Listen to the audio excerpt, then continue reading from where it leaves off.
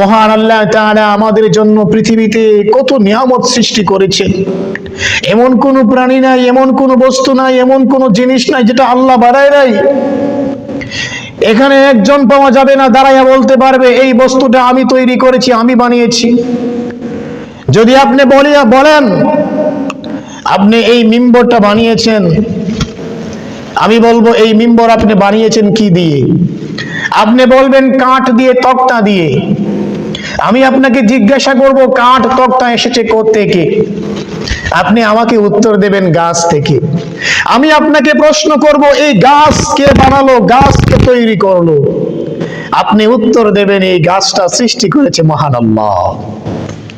দুনিয়ার সব কিছু আল্লাহ তাআলা বানিয়েছেন। এমন কোন বস্তু নাই, এমন কোন প্রাণী নাই, এমন কোন জিনিস নাই যেটা আল্লাহ তাআলা বানায় নাই, আল্লাহ তাআলা সৃষ্টি করে নাই। আল্লাহর দয়া এত নিয়ামত ভোগ করতেছি, আল্লাহর জন্য কি করলাম? আল্লাহকে আমরা কি দিলাম?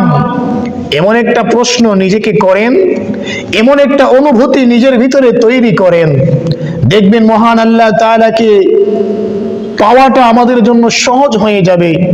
আল্লাহ পাকের দেখানো রাস্তায় চলা আমাদের জন্য সহজ হয়ে যাবে। মহান আল্লাহ তাআলা আমাদের জন্য কত নাজ নিয়ামতের ব্যবস্থা করে দিয়েছেন, কত লক্ষ কোটি নিয়ামত আল্লাহ তাআলার আমরা ভোগ করতেছি, কিন্তু মহান আল্লাহর জন্য আমরা কি করলাম? মহান আল্লাহকে আমরা কি দিলাম? এমন একটা প্রশ্ন যদি আমরা আমাদের নিজেকে করি তাহলে উত্তর পেয়ে যাব। এমন একটা প্রশ্ন যদি আমরা আমাদেরকে করি, নিজেদেরকে করি, তাহলে আল্লাহকে বড় সহজে আমরা পেয়ে যাব। আল্লাহ তাআলার দেয়া বিধানকে আমরা সহজেই মানতে পারবো। আমরা প্রতিদিন শ্বাস নিঃশ্বাস গ্রহণ করি, অক্সিজেন গ্রহণ করি। আমরা যে অক্সিজেন গুলো নেই প্রতিদিন 550 লিটার অক্সিজেন গ্রহণ করি।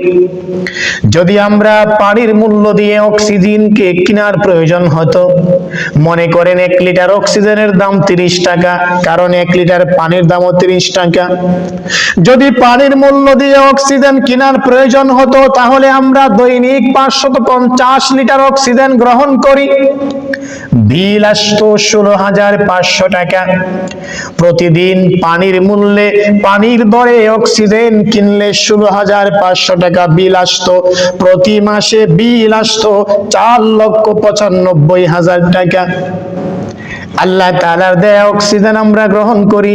কে কয় টাকা আল্লাহকে বিল দিয়েছেন একটু নিজেকে জিজ্ঞাসা করেন। একজনও তো আমরা আল্লাহকে 1 টাকাও বিল দেই নাই।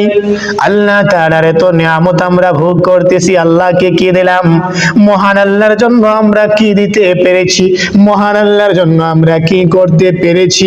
এমন একটা প্রশ্ন যদি নিজেকে নিজে করেন তাহলে সহজেই আল্লাহকে পেয়ে যাবেন।